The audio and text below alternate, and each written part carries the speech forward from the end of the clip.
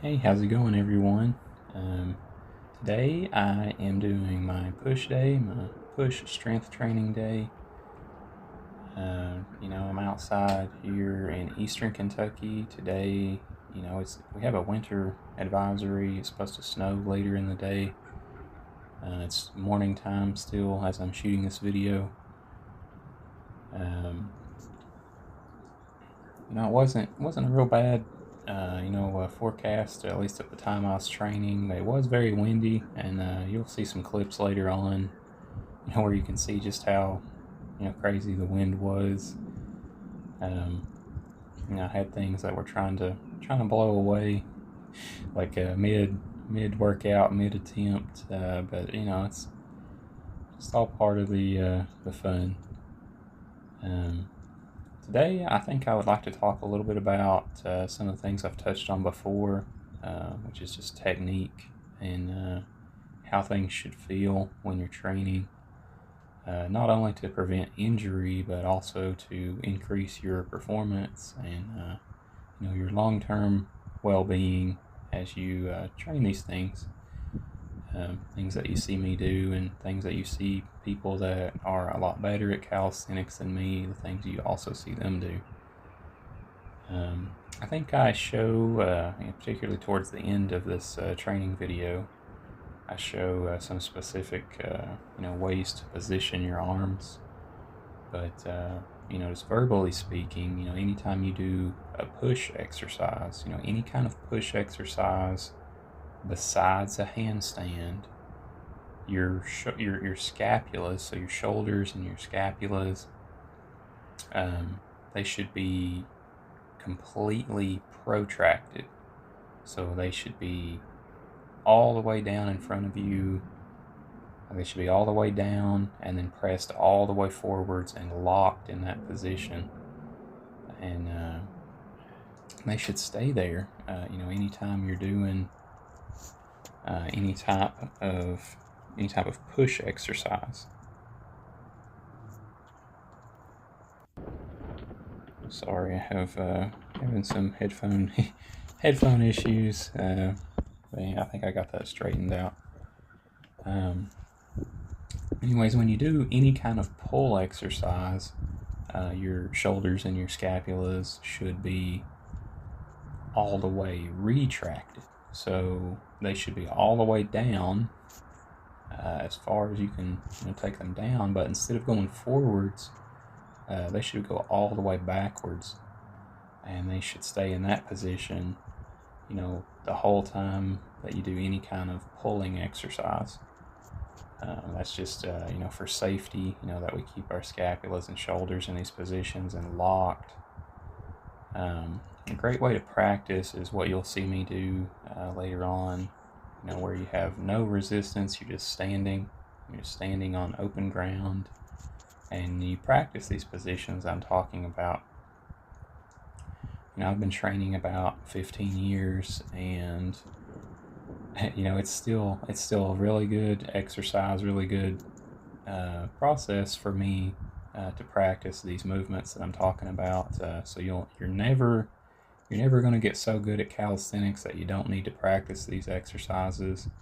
The same way that you're never going to get so good at calisthenics that you can stop training, like pull-ups and push-ups and dips. It doesn't matter if you can do, full planche, if you can just bust out muscle-ups like they're nothing. You can do like a one-arm handstand press or something, I don't know. What I'm getting at is it doesn't matter how good we get. We still need to work the basic building blocks, and as far as those exercises, those movements I was first mentioning about the scapulas and your shoulders, we don't ever get so good. Here's one of those movements. We don't ever get so good that we need to, kind of get lazy and not try to take some time to, to reflect on, how movements should feel. Because what will happen is over time, our bodies try to adapt, and sometimes that's a good thing and sometimes that's a bad thing. Our bodies will try to adapt and and we kind of get lazier in the movements that we're doing. We'll get where pull-ups feel so comfortable that we'll kind of start slouching at the bottom, and that puts unnecessary pressure. There's what I was talking about with some of the wind today. But you'll start slouching on those pull-ups, and that puts unnecessary pressure on things that matter, things that aren't necessarily meant to withstand that much pressure. Just remember, anytime you're doing any kind of these movements that you see me do, you want all the pressure, you want all the tension to be on the associated muscles. You do not want that pressure to be on your connective tissues, like your ligaments and cartilages and things like that. Those tissues aren't necessarily meant to withstand a whole lot of force, so over time they will get weaker and weaker if you have bad technique, and then eventually something tears, and that usually leads to surgery because things like that can't heal very well on their own. But anyways, I'll quit rambling about that, and we'll kind of get into talking about today's training. I've been doing the skills here for probably a minute or so. This is a press to handstand, and I'm trying to come down with straight arms into a planche attempt. And that's a lot easier said than done. I think I may have already got it. I think there was a straddle planche attempt. I'm right at the border of a straddle planche, but I think it's just out of reach, at least with perfect form. Anyways, I can do it with bent arms, but to have a good planche form, you want to have straight arms, and that's something I'll have to keep practicing. Here I'm trying a super deep straight bar dip with a false grip in my hands, and this is a building block for slow muscle ups. Ideally, you'll get to where you can just do that transition super slow from the top to the bottom, and this will help you get where you can do a full slow muscle up. And also, I forgot to mention, I'm trying the landscape mode on my phone camera. See, that was a pretty good dip there. You just want to try to get down as low as you can where it feels like you're going to fall. But then you come back up, and you can see that I didn't make it back up on that one, but that's okay. Just something to practice. But today I'm trying the landscape view. I figured you guys on the computer probably didn't really like the portrait view. Here's a different skill practice for planche that I saw on YouTube from a more advanced athlete. You start an L-sit, and then you kind of use the momentum of swinging backwards as assistance to try and help you get into whatever planche variation it is that you're working on. I really liked how that one felt, and I'll definitely start training that some more. Here I'm getting into the working sets. Good thing to mention is how to breathe. Like, how should you breathe when you're training? Anytime, like take these weighted ring dips, for example. Anytime I go down, I'm breathing in, and right when I start to explode up in the movement, you'll hear me there. That's when you blow out.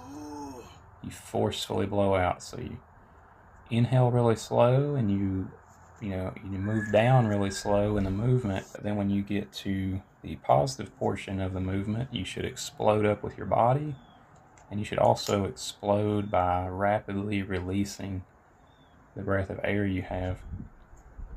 There's a lot more to these exercises than first meets the eye. Like, you have to not only learn how to do the exercise, but you also have to learn how to breathe and do things that you don't first think about. I tried that first set with a 40-pound weighted vest, and then I decided I would try the super thick resistance band for the second set. I'm really going for fatigue on these, but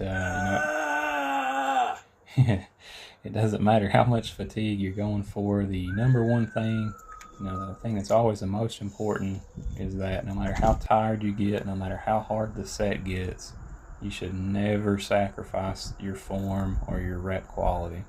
Quality over quantity. Here I'm trying that thing I said I would try in the last push day video. It's where I'm putting the weight on top of my toes instead of on the bottom of my feet. And I kind of done myself a disservice here because I hooked my toes around the back of the bench. And that's really cheating myself, now that I look at this clip. My toes hooked around the bench like that are helping my shoulders to stabilize the position. And that may be a good, easier progression, but I can already do the progression without hooking my toes. So when I hook my toes like that, I'm making the exercise easier when I don't need to. So on this next set, I think I go back to putting the weight on the tips, on the bottoms of my toes.